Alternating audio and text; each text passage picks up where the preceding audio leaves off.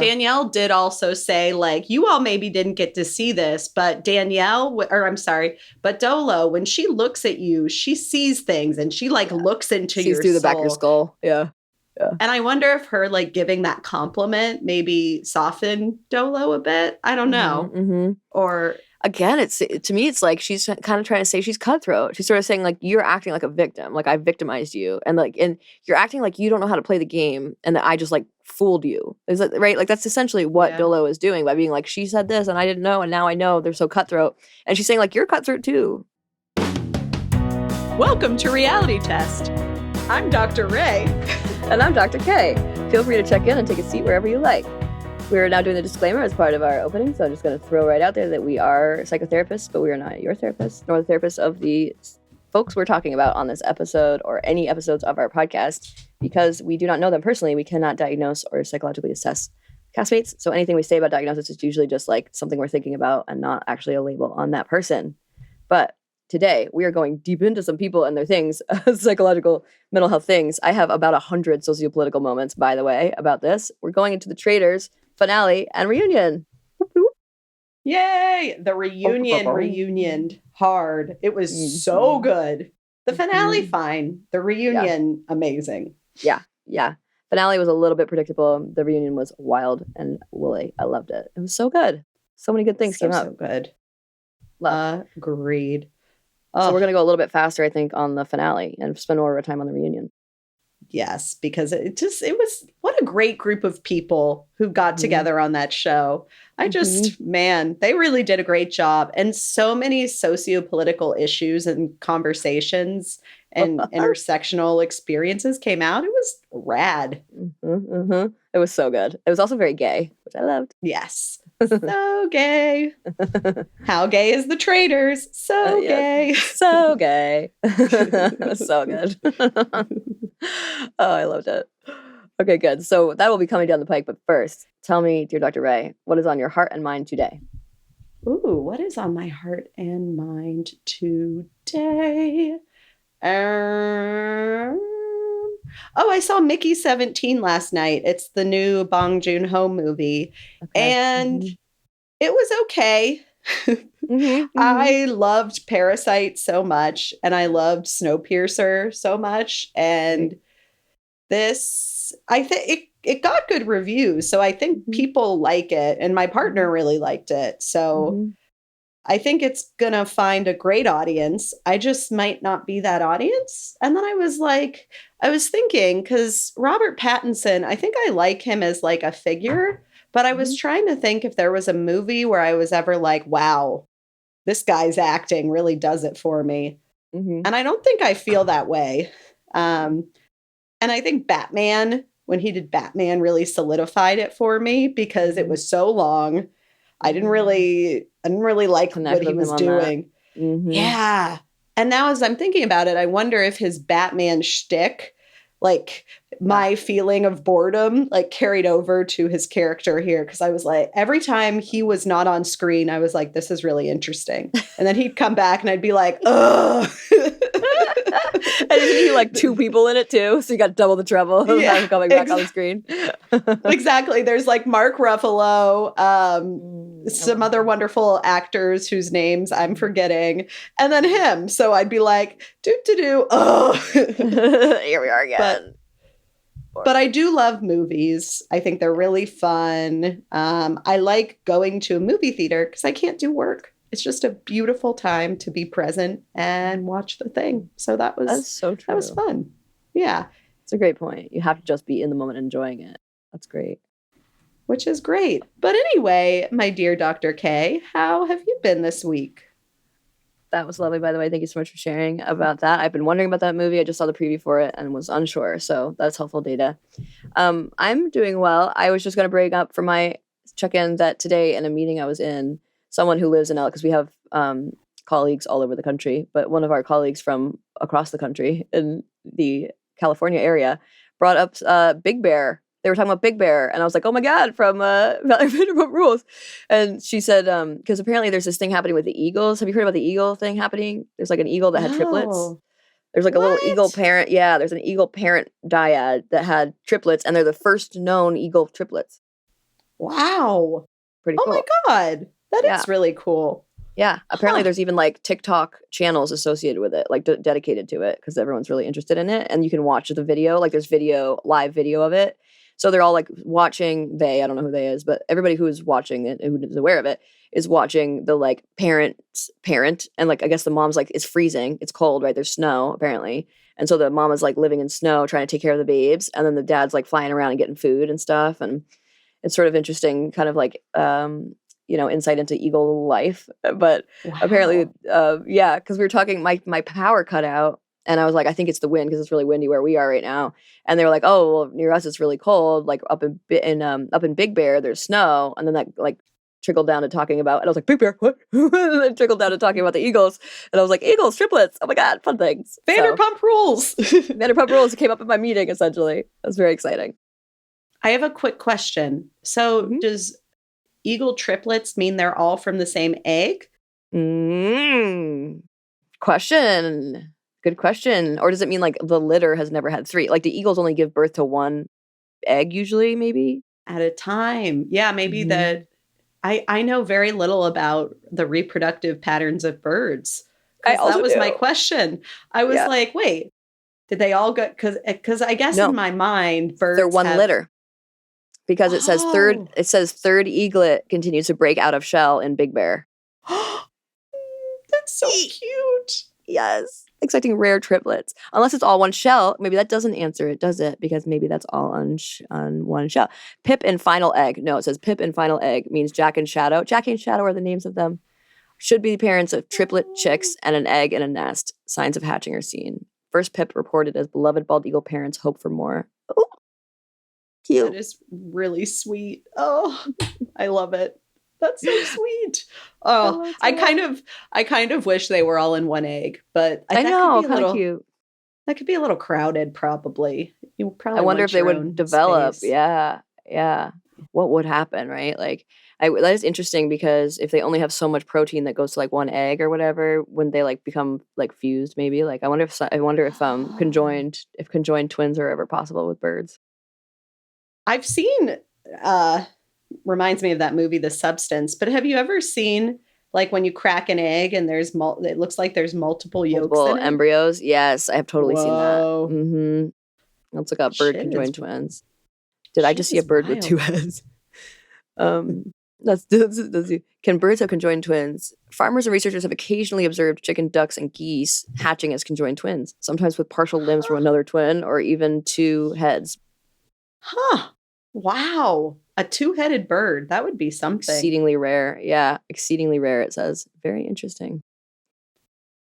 I would think I was having like a hallucination if I saw a bird with two heads. I don't think I'd buy it as like, I think I would think that something was amiss for me or the world or whatever. But it's good to know that it doesn't necessarily mean that I'm having a break if I, not that there would be something that wrong with, I'm digging myself into a hole, but it's good to know that my reality test in that moment may be a little closer than I thought. Yes, exactly. And also not even just your reality test, but also the thought of whether it was like a doctored, like I would maybe think the photograph was like doctored or something if it was that's if it was online. You're kind of saying if it's in person, that's fair too. If it's in person, I would also wonder, I'd be like, am I seeing double? Have I had too much substances?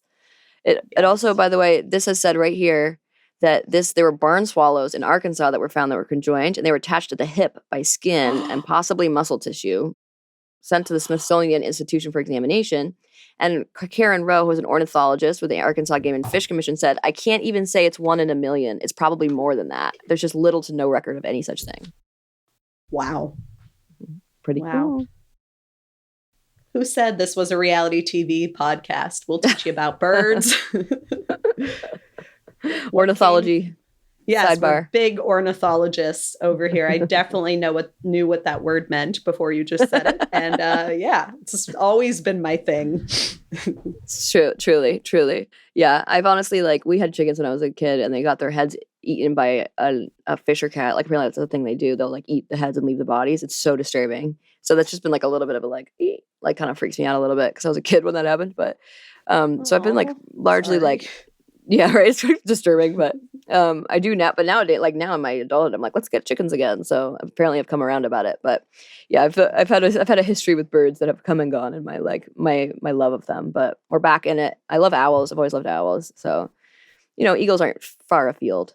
So very cool. Yeah, very, very cool. Oh, good to know. Yeah, and all coming from a reality TV reference, which is so fun.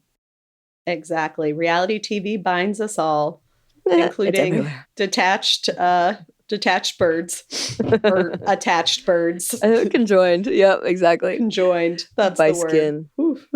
Yeah. Yes. Okay, fabulous. Yeah, right. That is kind of like, I don't know, something about that. But that's cool. I'm glad I didn't see a picture of it. I do think that would sort of be one of those things that would sort of like stick in your psyche a little bit. It's because it's like the uncanny, right? It's like something that doesn't fit reality normally for us. So it like sticks out in our brain and stays with us.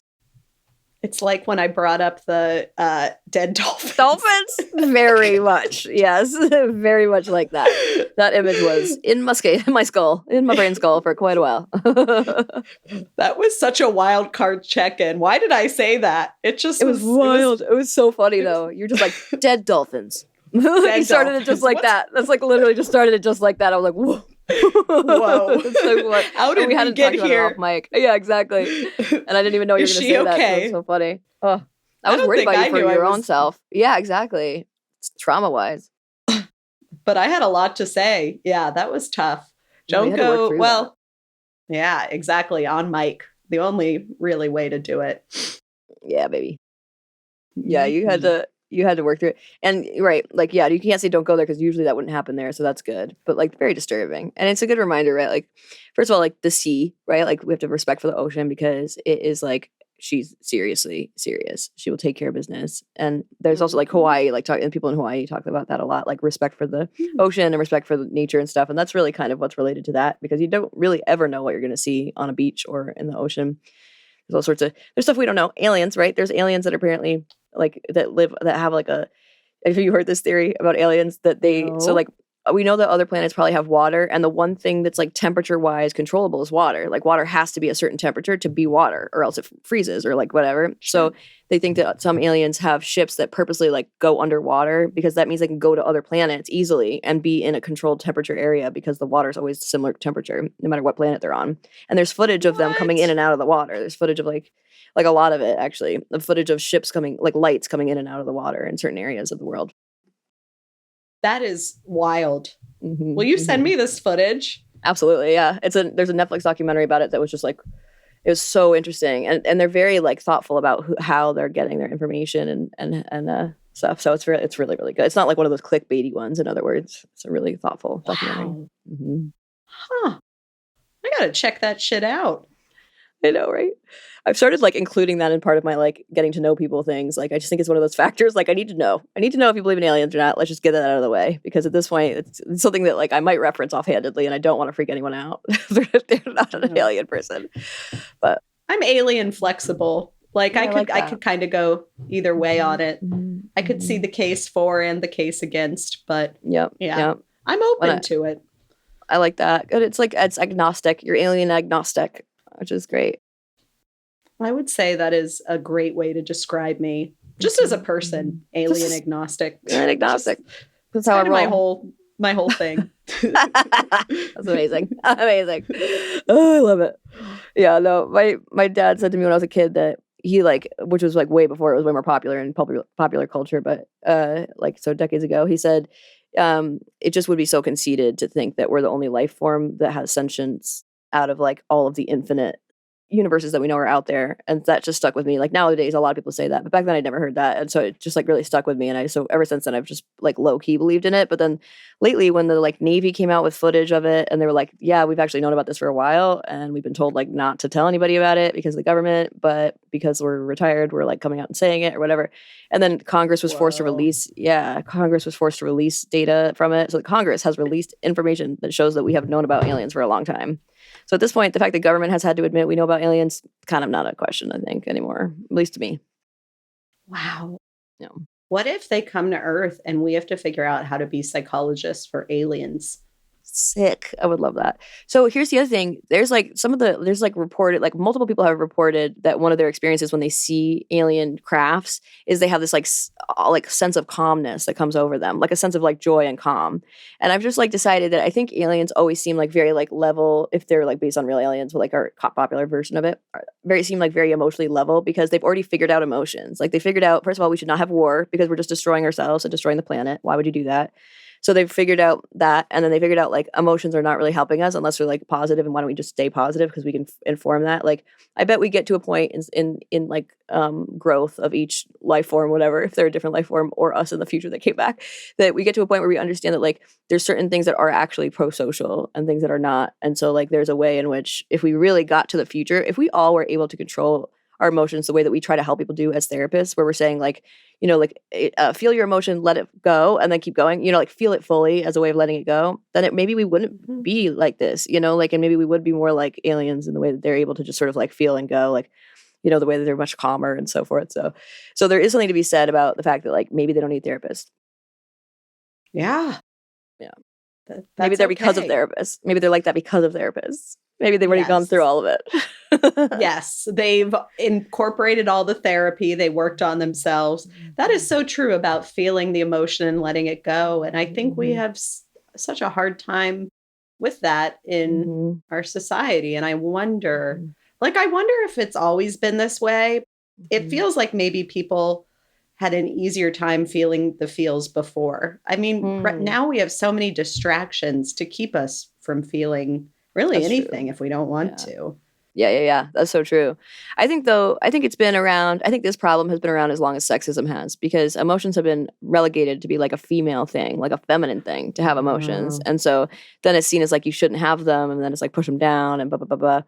And so I think as soon as we started stigmatizing emotion, we also started ignoring them. And so just to like not, you know, whatever, get stigmatized. But then it means like even when we have little emotions, we just push it down so that then when something's big enough, we explode and all of it comes out. Like all the little things come out all at once, even though most of that is unrelated and you don't even really feel that way anymore. It's just that you didn't feel that way out loud at the time. And so it got added to this pot that just like boiled over.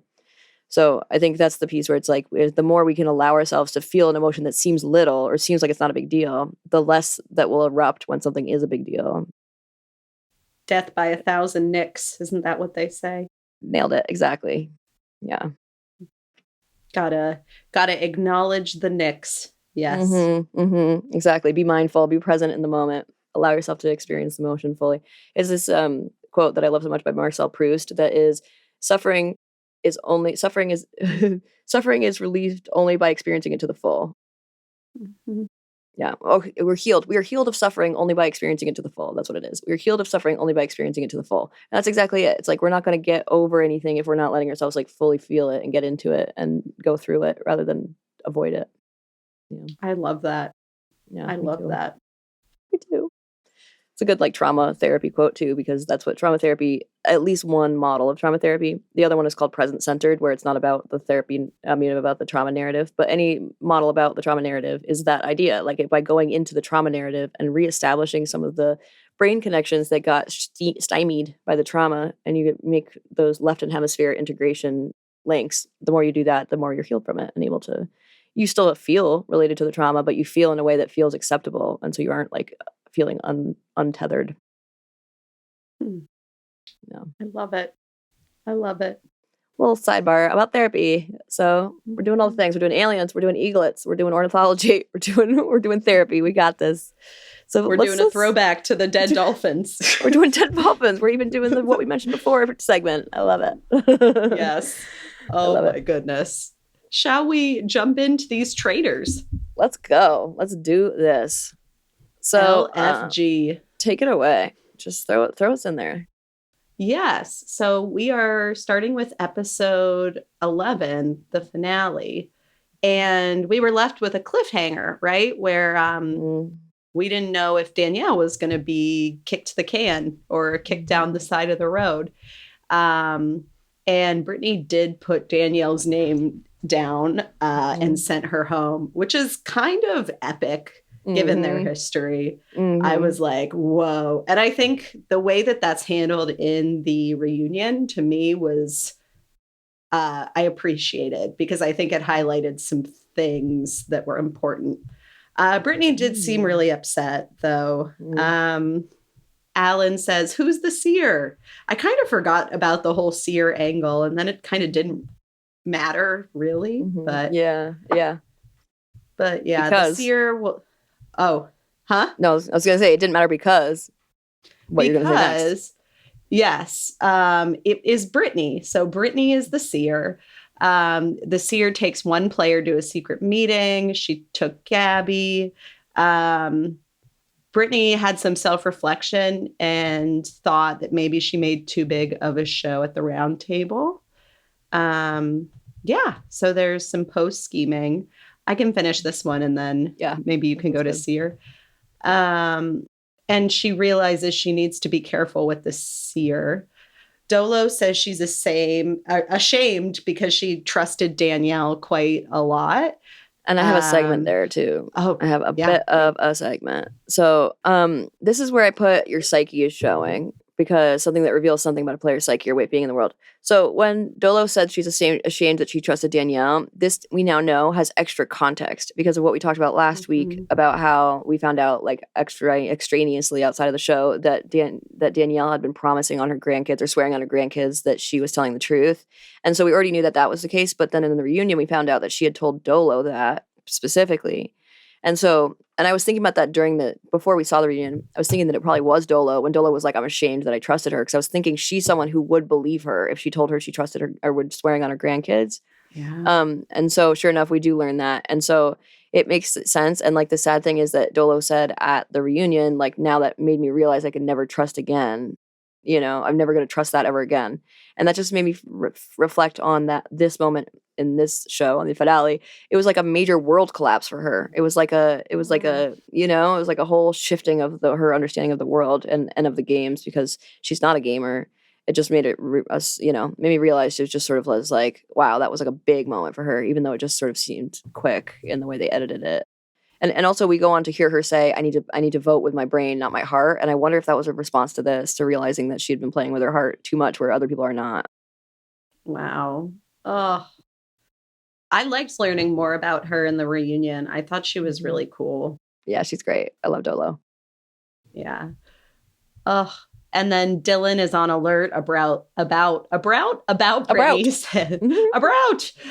says she's going to say someone is a traitor if she's a traitor. So yeah. He had a bunch of theories. He was like, if this, then that kind of stuff. I was like, wow, he's on it. He's thinking about it. So then at the seer dinner, we see that she chose Gabby. Gabby comes in as the cutest little thing. She was like, it's like I'm back on The Bachelor. Should we make out? And then she's like, this is my kind of dating show now. Yeah, it was so good. Very gay. Loved it. It was so funny. Mm-hmm. And I loved Britt's reaction. And she was like, you'll make me laugh all night. That'll be the best kind of date ever. I was like, yes, I love it. Gabby tells us, I'm nervous that if Britt's the traitor, I'm going to be framed. Dylan is meanwhile talking to Ivar and Dolo. If she comes back and says Gabby's a faithful, then we'll need to figure that out. But otherwise, if she says she's a traitor, she is one. She is one. If she says Gabby's a traitor, she is the traitor. So we come into the survivor's breakfast. Dylan is first out. Dolo comes out. And then Ivar. I have a segment here as well about Dolo coming out at breakfast. Yes. This is my first sociopolitical moment because she says, I won't be emotional. That's for pussies. I hate it. Who said that? Oh, Dolo. Oh, I hated it. I missed that she said that.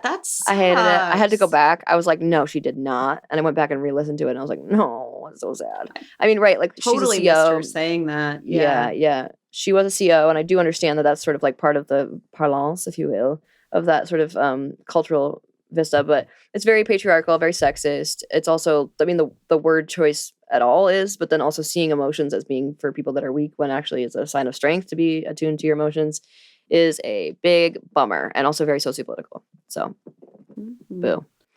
Wow. Yeah, that was not a shining moment. So then Ivar comes out as well. Then it's Gabby and Brittany who come in together. Brittany, has a little bit of a build-up, but she ends up telling us the truth that Gabby indeed was a faithful. And Gabby says, wow, you gave me such a gift, by bringing me there and then by telling everyone, because now I could tell everyone I was telling the truth. Dylan, meanwhile, in his testimonial, first he was like really thrown. He was like, I was almost certain Brittany was a traitor, but now I'm really confused. Like, there's no reason to lie, whatever. Right. So then he goes. So then all of a sudden we see like click. He's like thinking. He pauses. He thinks, and he goes, "Oh," and he goes, "Unless." And my husband was like, "Oh, he figured it out. It's like she is a traitor, and here's why." And I was like, "No, I think it's that they're both traitors. I think he thinks they're both traitors." And he goes, "Yeah." And then sure enough, he's like, "The one misstep I hadn't thought of is what if they're both traitors?" And it's like, "Oh, that's true. That's another option." But there's also an option where like she's a traitor and she is telling the truth because she doesn't want to lose your faith in her. So that was the version he never came up with. Yeah. No, I had a segment here more for Brittany, because I think early on, because she was getting so many of the votes wrong, I don't think I saw her as really a strategic player, but she did a really good job defending herself a while back when she was on the hot seat. Yes. And she was hip to the fact that Danielle making her a traitor was a bad move. And this move of hers, I think, was really smart, because it's she's playing chess. She realized that, okay, they're going to think this, so then I have to do this to try to sidestep this. I think it's the best move that she probably could have made with that. Yeah, so big time. Yeah. So, even though we know what happens in this episode, I thought that was the best move she could have made.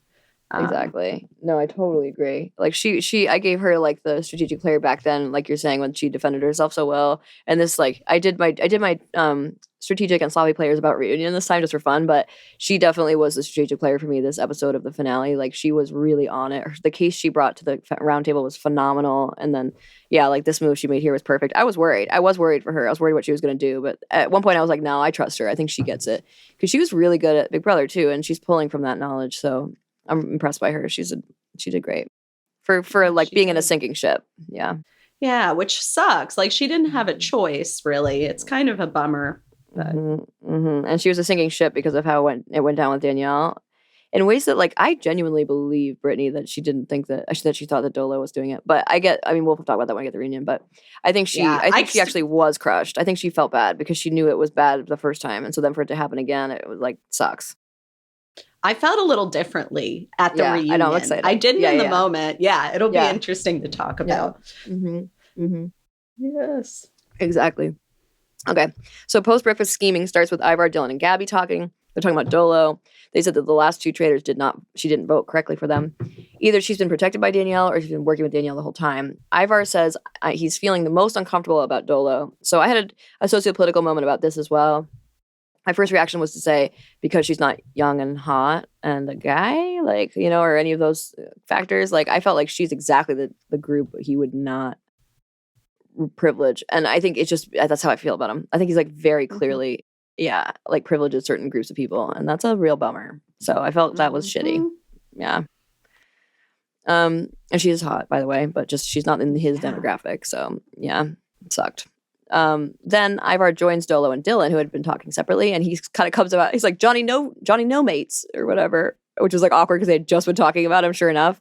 And he turns to Dolo and he says, "You're not going to vote for me." And then like they kind of look at each other. She starts to almost answer, and then he laughs. She's laughing silently, sort of like, like whatever. And then she doesn't have to answer because he started laughing out loud. This was another one, but this one for me was was a moment where he was using a psychological concept, but I thought he shouldn't have been using it, which is intimidation. He was intimidating her. Oh yeah, what a bag of dicks! Right. Back up, bro. She's allowed to vote for you. I was like so impressed that she like handled herself the way she did, but I did not like what he was doing there. CO vibes. I like her so much after learning more about her in the reunion. She's and she's super intuitive and on it. She was just made to question her judgments, I think. Yeah, exactly. Yeah. No, she's great. On Real Housewives of New Jersey, she's like the only person I vote for. She's like the one that was really like attuned to everybody's like, and she can get angry and like mean, and she's gotten a lot less like that over the years, and she's aware of like not liking that part of herself and so forth. I just think she's very emotionally attuned. I like it a lot. So cool. Last but not least, we learned that Britt is set out to get Dylan out. She's like really realizes he's probably going to try to get her out, and therefore it's not my segment as well because that's funny if it is. No, that's you. Okay, good. You tell me. So set to get Britt out. Britt is set to get Dylan out. Okay, so I know I just gave her the good player award. I thought this was maybe a mistake. Okay, yeah. I Actually, I'm not sure. Well, I'm struggling with this. Is Mm-hmm. there a world where if she went for one of the others, it could have gone differently? I don't know. Okay. Yeah. Like maybe Ivar and try to get Dolo to go with her for Ivar. Yeah, because Dolo doesn't like Ivar. Mm-hmm. Um, and maybe Gabby could have been convinced because she did Yeah. that nice thing for her. And Mm-hmm. Gabby doesn't like Dylan, so maybe Yeah. she could have been convinced by that. I don't know, but Yeah. maybe, I mean, it seemed like they were all on the same page about voting for her, so maybe there was nothing she could have done. I'm That's not fair sure. too. Yeah. It turned out they really were all on the same page. I think also like her point is twofold. Like one is actually the case against Dylan is really strong, and it's also the same things that he has against her. Like she could be like, but you do too. Like that's Right. also what happened with you. So it's like a better like tit for tat kind of thing, or tete a tete. And then the other thing I think about it is that she knew he was coming for her, and the only way to negate his theory is to come back for him. Like if he's going to come hard for her, she could be like, well, the fact you're coming hard for me means it's you. Like so just the fact he's coming for her makes him a safer target for her to be using as a target or whatever. Yeah, that's a good point. Maybe the case for him, because I do think there's a case for him. And frankly, I'm surprised that no one went for him, really. I know. Me too. Because he emerged as a leader pretty, not really early, but I'd say mid-game, kind of like the Pilot Pete sort of trope. And Pilot Pete they ended up thinking he was a traitor and he got the boot. Or there was some reason for, so it could have been done with, well, maybe our Efron is a little more savvy than Pilot Pete was. But I think Pilot Pete was a good player. Me too. I don't know. Maybe it was like too little, too late sort of thing. I can't tell.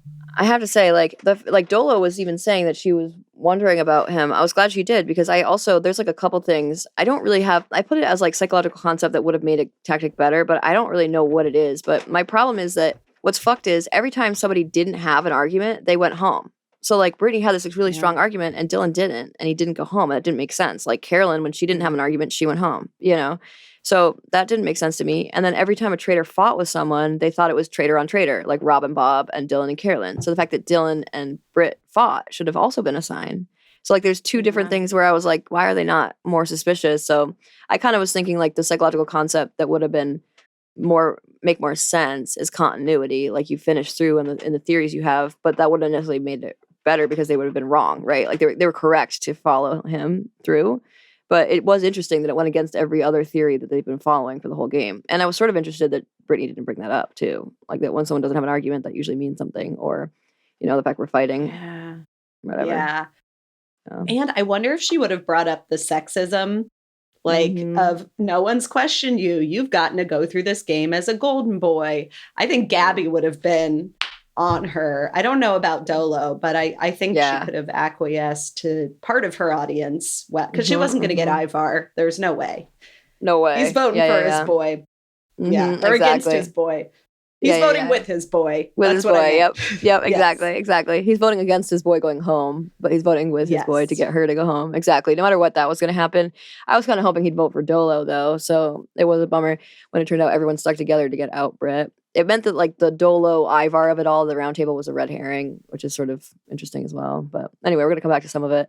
I do think it was sort of like in other words, like what you were saying about how you're surprised more people didn't throw suspicion on him. I agree. Like I do think that was weird. Also the fact that we'll come back to it. Anyway, there's plenty of reasons. It was a great case and there were plenty of things that would have made me suspicious. So it does mean he was able to kind of get them with his like cute baby face stuff.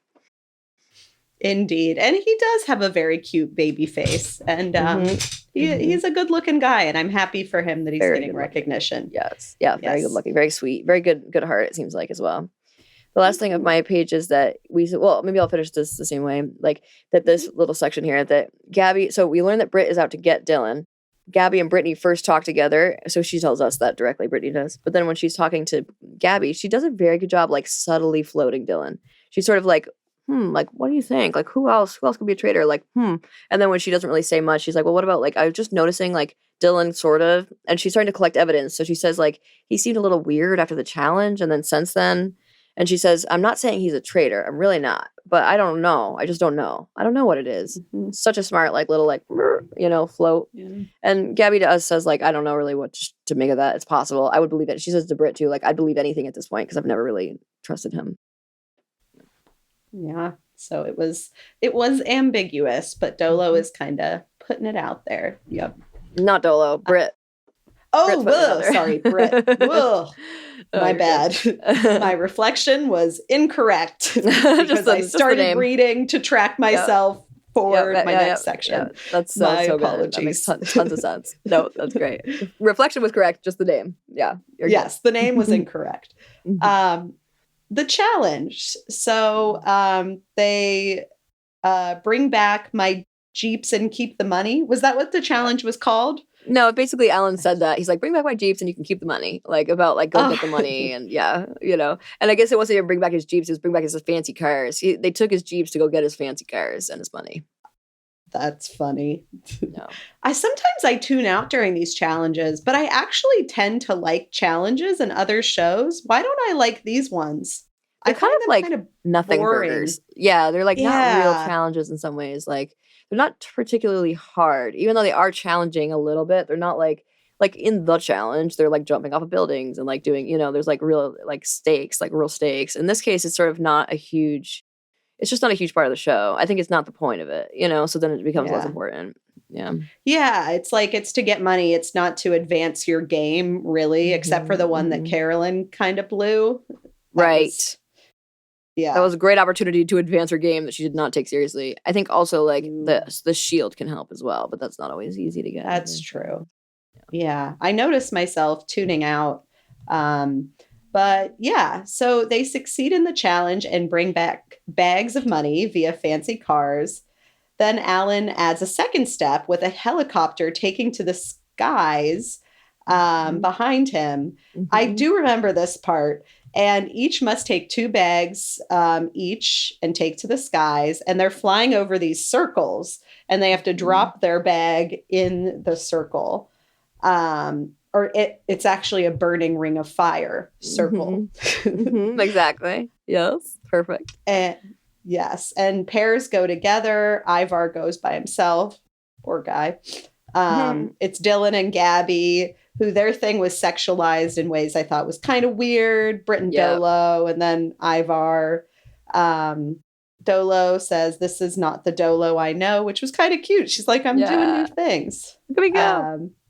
Yeah. And then Britt and Dolo missed the first bags, but they both landed the second bags really well, if I'm remembering correctly. Exactly. Like in the middle. And Dolo, we had the experience of a lifetime. We bonded up there. A great way to go on a date if you really like someone, to do something scary or difficult. As The Bachelor also teaches us. Exactly. Yes. Mm-hmm. And then Gabby and Dylan, he made both kind of barely, and she made neither, but almost made the second one. And then she said, Ivar I'm glad you only got the second one. Oh, yes. Sorry. Ivar also. And then Gabby said, "I'm glad he was my partner, but don't tell anyone." And then Dylan, "I'm so glad I was with you, honestly." Britt, she says and Gabby it too. Sorry. Oh, sorry yeah, to keep gotcha. jumping in. Oh, okay. No, that's good. I forget the challenges. And then Britt said to us, him and Gabby are like Barbie and Ken right now, and I need Gabby to like me better than Ken. It felt like exploiting her sexuality a little bit in a way that made me slightly sorry, but you have a segment, so I'll let you go more into that. No, exactly that. No, it was the sociopolitical part of it was like the Ken and Barbie setup of that exactly was heteronormative, very heteronormative and very sexualizing of Gabby. And so I felt like that was problematic in like both the heteronormative way and the sexualizing way for women.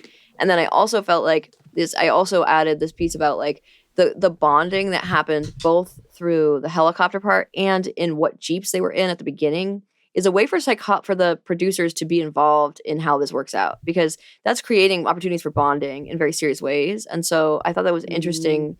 First, that they had control over what Jeeps they went in, because we saw that the girls were together, and so they were able to talk about Dylan because the 3 of them were together in a Jeep. That was what producers told them what Jeeps to go in. But then for the challenge, they were allowed to pick their own pairs. And so for that's also like a lack of control where they could have had some, or like, did they kind of have control because it was like where they were standing is how it shook out. So I don't know. It was sort of interesting to me that those were places where producers were psychologists, for example, they might be thinking about how they have an impact on the game based on those choices, because that's the bonding opportunity. Yeah. Yeah, especially when there's that few people, like there's fewer variables that you need to control. Huh, interesting. Yeah. It was hard to come up with psychologist producer thing, so that's where I went. That's where I went with that. I was like, I'll just add it here. It's fine. Yeah, continue. Yes. Oh shoot, was I going or were you going? No, it's still you. Oh, it's still my turn. Where did I? Oh, I went too far. Rachel. Post challenge scheming. There we are. So ultimately, Britt and Dylan are the two political candidates going for votes. Britt to Dolo. I feel like Danielle's reaction when Dylan voted for her was a weird reaction. So she's trying to plant the seed. Anyone possibly could be a traitor. And there's no way Dylan would take a 4-way split. So she's trying to say, like, Dylan's selfish. I mean, come on, his brother's an Efron. I'm sure he has some money. And that's the funny. I think the stakes around the money are a little lower because most of these people have some money in their lives. Yeah, true. At least the ones that are still actively on TV and so forth, or like related to a major celebrity. Although that's his brother, doesn't mean his brother gives him tons of money, to be fair. But I do think also that the thing about Dylan is like he isn't that person almost at all. Like I don't see him as being very selfish. So that was interesting. Yeah, it's not a very good like case against him because I think he's been very about the camaraderie or whatnot. Maybe if he had stayed with Boston Rob, you know, then he would have gotten cutthroat. But exactly. But yeah, then Dolo didn't know who to trust. She's not used to being around liars. Brittany could be right. I can't trust anyone, and I'm pissed, which is funny.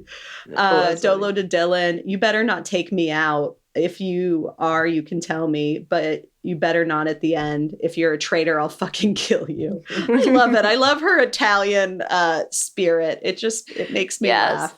I think I can say that because I'm Italian. I'm not sure, but the way she moves in her Italianness is fun and funny. And then Gabby also doesn't know who to trust. Brittany's saying one thing, Dylan's saying the other. That's right, Gabby. Who do you trust? Exactly. It all comes down to that. So at the last round table, Gabby starts by thanking Brittany for being the seer and bringing her in there into the room. Brittany said, I did not have it in me to put up some crazy, crazy act. And we're all sort of like, okay. And then Ivar and Dolo essentially say to each other, like they say that the other person is the traitor. Dylan says, I almost think for sure I'm writing your name tonight, Britt. And he gives like a small case. It is a pretty small case. Yeah. I put give me yours. This as a strategic concept. And I was thinking about all the times that Dylan...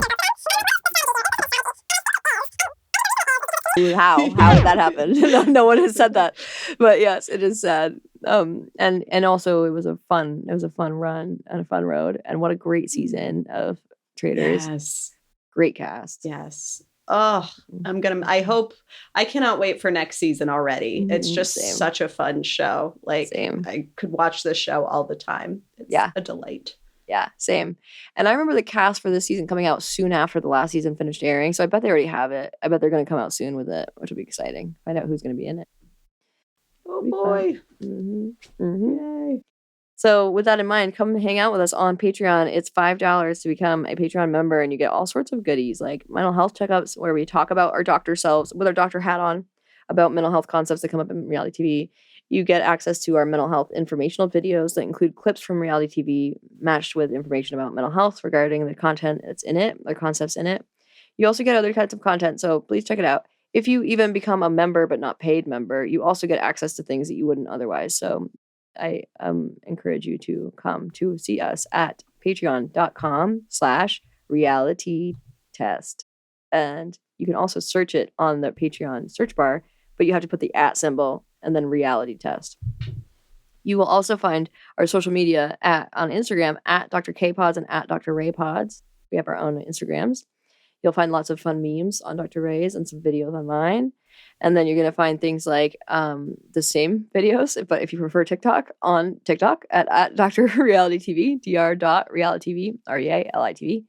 You can find us on YouTube at Reality Test Pod with the @ That's our channel. You can also find us on Facebook with the same exact word but without the @ Reality Test Pod is our page. And then last but not least, we are also on email at Gmail, but you go to reality check podding, PODDING, @gmail.com. Yes. And remember to rate, review, subscribe, as I remembered to say it this week. Yay. That's exciting. Yay. Very well done. Exactly. Come hang out with us. Help us do more of this. We appreciate you. And we will see you next session. Bye. Bye.